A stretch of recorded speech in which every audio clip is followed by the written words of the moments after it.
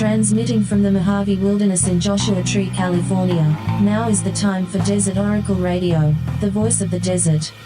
Night has fallen on the desert, and the November issue of Nevada Public Radio's Desert Companion has a map written by your late-night announcer. So if you're passing through Las Vegas, the Las Vegas suburbs, Clark County, the general area, hopefully you picked up a copy of this issue. It's got a nice illustrated map to accompany the text, but half the descriptions did not make the issue due to space considerations. Space on the printed page. So I figured I'd tell you about these places tonight. And if you want to see the map, you can go to our website, desertoracle.com, and I've got it linked there. This drive makes for a nice 2 or 3 or 5 day road trip around the Mojave, as long as nothing terrible happens to you along the way. And it's going to start on the eastern edge of Death Valley National Park, a little hole in the ground that goes straight to hell itself, maybe. And if you are making a desert road trip, always plan accordingly. Let somebody know where you're going if you have anyone who cares. And if you don't have anyone who cares, let them know over at the National Park Visitor Center. Bring plenty of water. Bring plenty of beer. You never know what the beer situation is going to be. Bring some shoes. You don't want to go staggering around in the desert in a pair of flip-flops or high heels or whatever. Bring some hiking boots or tennis shoes or galoshes. Doesn't really matter. Be prepared. Give a hoot.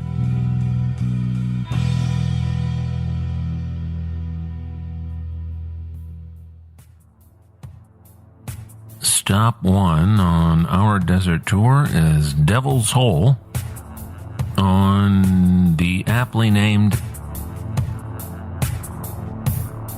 Devil's Hole Road in Nye County, Nevada. This National Park Service protected opening to an ancient limestone aquifer with 92-degree Fahrenheit water is home to the endangered Devil's Hole pupfish and has been fenced in like a prison yard since 2 young divers vanished below in 1965. Goldstone Deep Space Communications Complex at 93 Goldstone Road, Fort Irwin, California. One of 3 Deep Space Network antenna sites in remote spots around the world.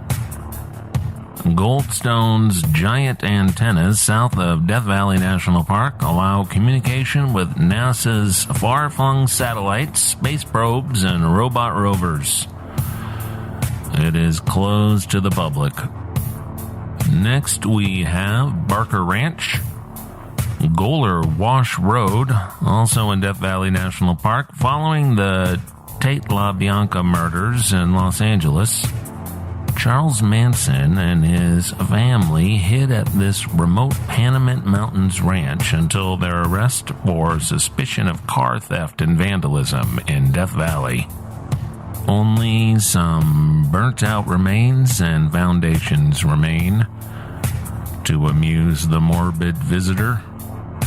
And back on the Nevada side, we have Ash Meadows Sky Ranch on East Nye County Road, number 266, Amargosa Valley, Nevada. Long abandoned, but once the fanciest brothel in Nevada, complete with an airstrip, a restaurant, a swimming pool. It was here at the bar where Edward Abbey wrote Desert Solitaire on breaks from his school bus driver job in Death Valley. Hemingway Park. No, not Hemingway, it's Hemingway. Nobody knows why. Boulder City, Nevada. You want to arrive before sunrise. Sit quietly at the picnic tables and you will likely see more desert bighorn sheep coming down to eat the park's green grass than you would in years of wilderness hiking. Don't tell anybody. And then to the Art Bell home and radio station, 9041 Desert Lane in Pahrump. The legendary late-night radio host died in 2018, but you can drive by his Kingdom of Nye compound with its radio towers lining Thorn Road. And please just drive by and enjoy the view, as this is a private residence and Art is no longer there anyway. Goldwell Open Air Museum, 1 Golden Street, Rhyolite, Nevada. Home to Albert Sukowski's ghostly sculpture, The Last Supper, and also home to a 25-foot-tall naked Lego lady. This 8-acre outdoor museum is the center of the intriguing ghost town of Rhyolite. Don't miss the Bottle House. Onward to Little Alien, 9631 Old Mill Road, Rachel, Nevada. Converted to an alien-themed bar and diner in 1991 to serve UFO tourists here to see the weird lights over Area 51. This friendly stop on the extraterrestrial highway has appeared in the X-Files. Desert National Wildlife Refuge, headquarters at 16001 Corn Creek Road in Las Vegas. A half-dozen mountain ranges, piney campsites, and abundant desert wildlife can be found in this 1.6 million acre national treasure just north of Las Vegas. And the Trump administration is trying to steal most of it to expand the bombing range next door. Enjoy it while you can. And after that kind of adventure, you're going to need a beverage. So head over to the Pioneer Saloon, 310 Nevada 161 in Good Springs, Nevada. This legendary watering hole north of Jean was built in 1913. And it was here that Clark Gable waited out the search on a nearby mountaintop, where his wife Carol Lombard was among the 22 killed in the January 1942 crash of TWA Flight 3. Next we have the Singing Dunes of Kelso, Kelso Dunes Trail, in the middle of Mojave National Preserve, which you can access from Baker, California. Here you will find 45 square miles of shifting sand dunes. The eerie chorus of goblin voices you hear while walking the crest of a dune is created by sand shifting under your weight. Or maybe there are really goblins, I don't know. Zzyzx Road, Desert Studies Center, Zzyzx, California, off the I-15. Doc Curtis Springer, an old-time radio evangelist and miracle cure huckster, had Los Angeles winos build his health resort here on the old Mojave Road at Soda Springs. But he was evicted by the Bureau of Land Management in 1974 because he had no right to build there. Rocket Site Road, Air Force Propulsion Lab, Boron, California. Just southwest of Boron is a harsh desert mountain lined with the hulks of old and new rocket engines. Lumen Ridge, the rocket test site run by NASA and Edwards AFB. Don't get caught up there. Now, if you watched the third season of Twin Peaks, you might enjoy seeing Agent Cooper in Diane's Desert Motel. It's at 13250 Pear Blossom Highway in Pear Blossom, California. After performing some sort of electrical voodoo ritual at a utility tower-lined section of nearby Mount Emma Road, the characters stop for a last weird night at the spooky Pear Blossom Motel, which is a real motel. Stay there if you dare. Goff's Schoolhouse, 37198 Landfair Road in Goffs, California. This 1914 mission-style schoolhouse served a scattered and... we're out of time for the map. We're out of time for the map, and now we're going to talk to our friend Jeremy Corbell, and we're going to talk to him about his new movie about Bob Lazar. Bob Lazar, the Area 51 guy. The guy who said he worked on flying saucers. Welcome to the program, Jeremy. So this story starts in Las Vegas, actually in the desert north of Las Vegas, in 1989. A man named Bob Lazar came forward on the news with reporter George Knapp and said that he was part of a program, a government program, to attempt and reverse engineer, back engineer alien spacecraft, an alien propulsion system, a gravity wave amplification system, a non-reactionary system, a field propulsion system. We're talking about hardware, alien hardware, extraterrestrial hardware from another world. And he claimed he was part of that program, a military program to make these devices using earthly materials. And he said it was a fool's errand. There was absolutely no way to do it. And recently he said that he thinks these were recovered through an archaeological dig of some sort, as if they are ancient in some way. So that's Bob Lazar. That's why you know about Area 51. That's why you've heard that term. It's because of Bob Lazar, and it's because of George Knapp in 1989, and they have put forward this story that forever changed popular culture from X-Files and the craft running on something called Element 115. They got that from Bob Lazar, from Independence Day. And the craft, that's the Bob Lazar character when they go and look at the alien spacecraft. It has permeated all culture, the Bob Lazar story. And so that is what this story is about. However, he's like a mix between Elvis and Sasquatch. He is ungettable. He has barely talked over 30 years because George Knapp's the only one that could pull a few minutes out of him. He is a reluctant UFO messiah. He does not do interviews, barely, except for with George throughout the years, and he definitely doesn't make the circuit tours on UFO panels. He runs a scientific business out of Michigan, and he is almost disinterested. He is disinterested in the popular UFO culture. However, with my charming personality, I was able to convince him to allow me to make a movie about his life and bring people up to date. So that is why I'm excited, Ken.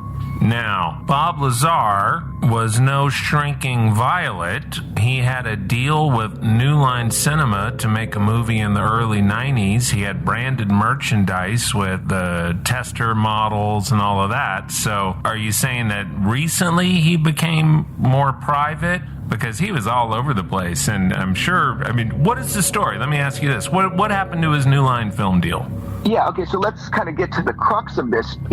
Bob has never pursued capitalizing off of his UFO story. Everybody around him and their mothers have tried to almost merchandise Bob Lazar himself. He has stayed true to the story. Yes, it is fact that at one point New Line Cinema was going to do a major motion picture, but Bob is so strict with telling the story as it happened. He probably only agreed to that because he was told that it was going to come out just like the story happened. He wanted people to know the story.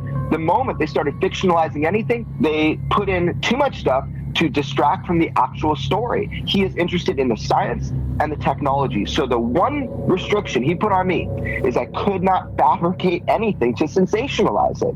And look, that was easy to do because the story is sensational in and of itself. But it is true, no filmmaker, no film company have ever been able to break through that sound barrier and make a movie on Bob Lazar. And after 30 years, I'm proud to say I did it. And this is your third documentary in a row about American alien and UFO mythology. That's right. Patient 17 was first, then it was Hunt for the Skinwalker.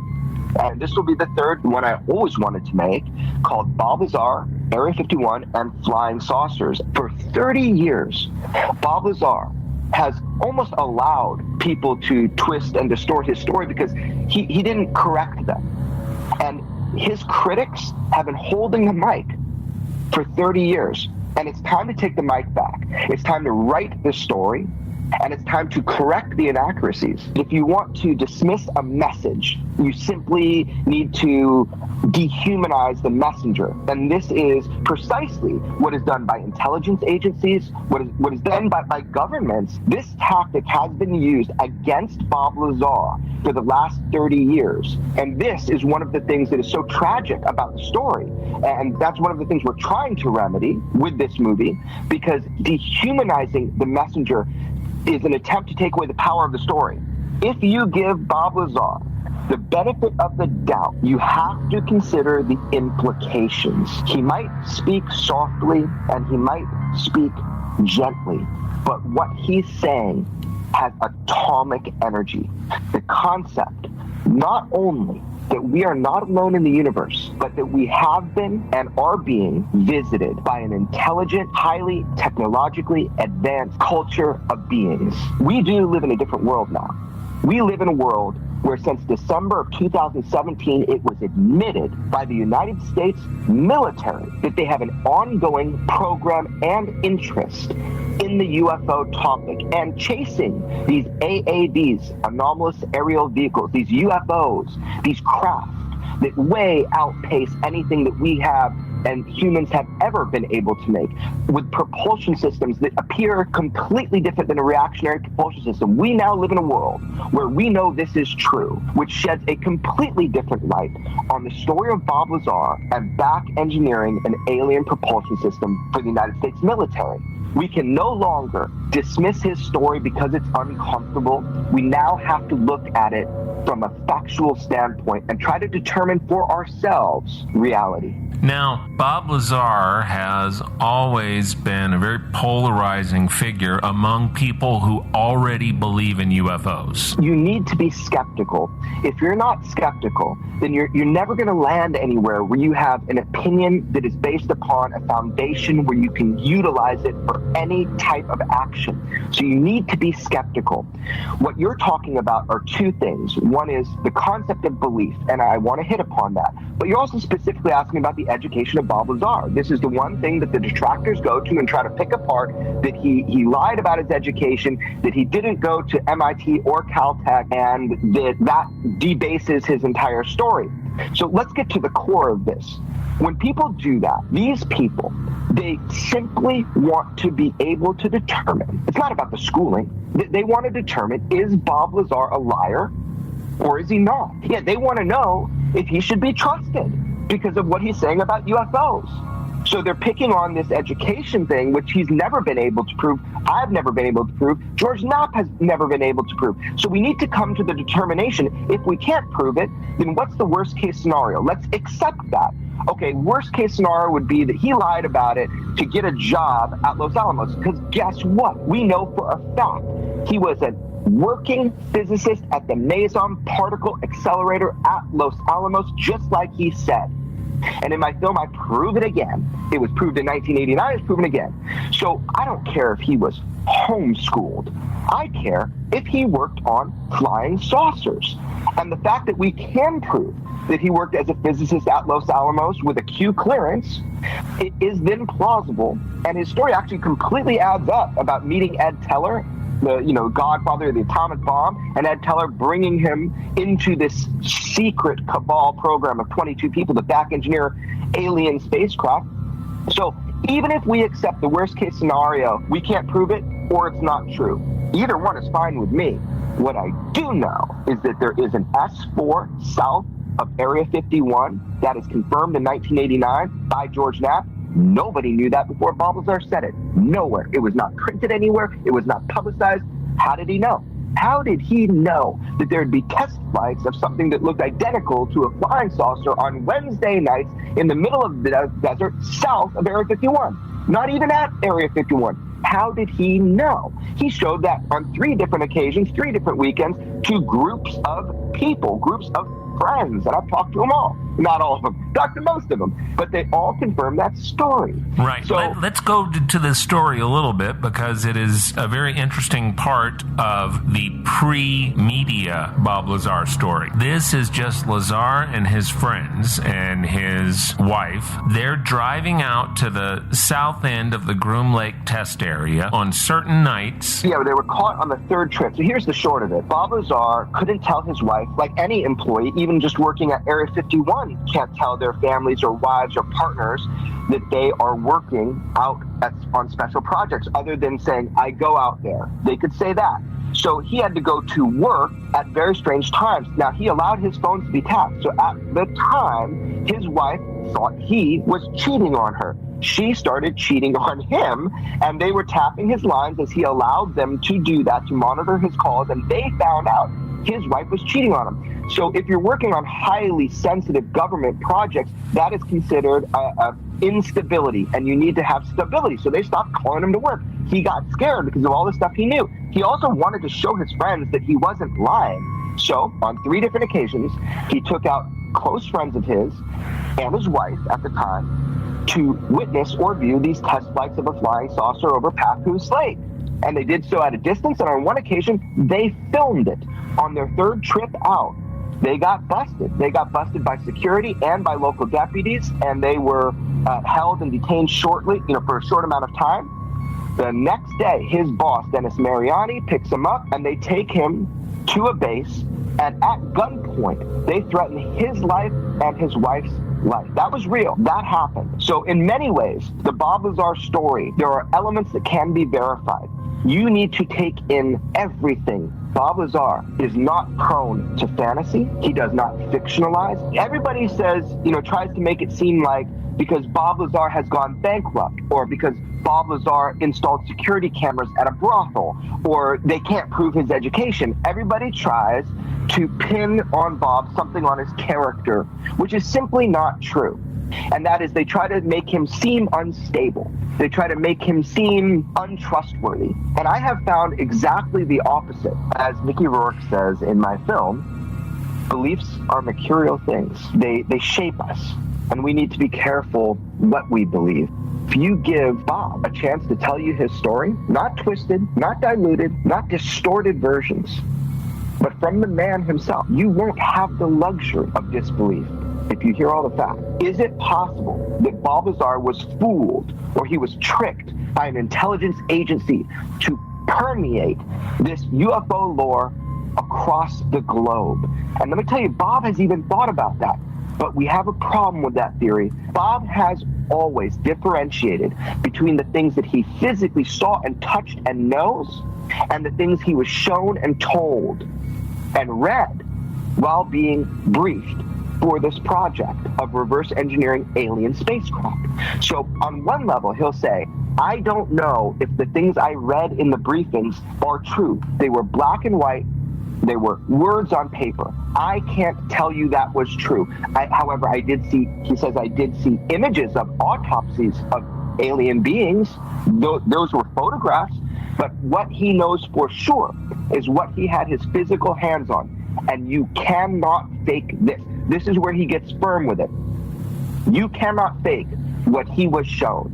You cannot fake gravity distortion. Unlike your previous 2 documentaries, you had brought in some outside firepower for this one. Why don't you tell me about the narrator? That's right. Oscar-nominated actor Mickey Rourke is doing the narration for the film. Bob Lazar, Area 51, and Flying Saucers. It launches officially December 4th. It unlocks, but you can pre-order it now. The world premiere, the live world premiere on December 3rd. That's going to be at the theater at the Ace Hotel in downtown Los Angeles. I would get them online in advance because we're thinking it's going to sell out. ExtraordinaryBeliefs.com.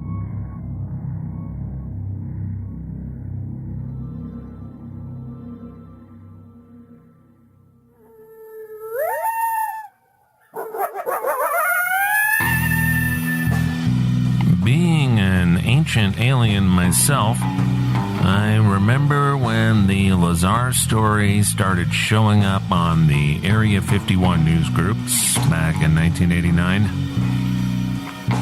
And whatever you think of Lazar's story, there's no denying that this tale of reverse-engineered flying saucers was just what America wanted at the dawn of our most paranoid era. The paranoid era we are still in.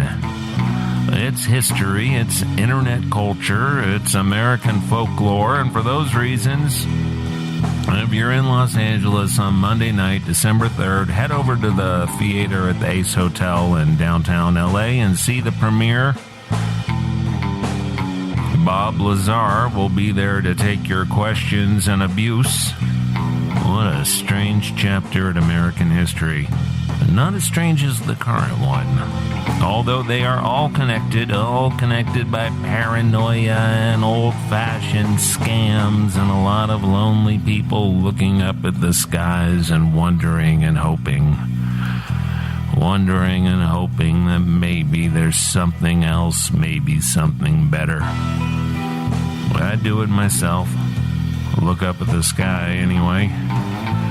Thanks to everybody who turned up at the Campfire Circle at the Palm Springs Ace Hotel for our Desert Oracle Campfire Stories last Wednesday night. We've got one more night scheduled down there in the low desert for this blessed, cursed year of 2018.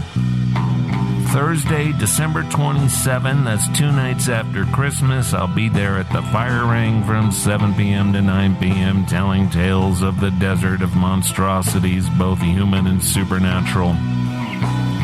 You've been listening to Desert Oracle Radio, broadcasting from Joshua Tree, California, Fridays at 10 p.m. across the Mojave on KCDZ 107.7 FM from Amboy to Zyzex. Thanks, as always, to Red, Blue, Black, Silver for the musical soundscapes he composes here in the high desert, especially for this program. We are distributed everywhere on the internet and by Public Radio Exchange, PRX. I'm your host, Ken Lane. Good night from the Voice of the Desert.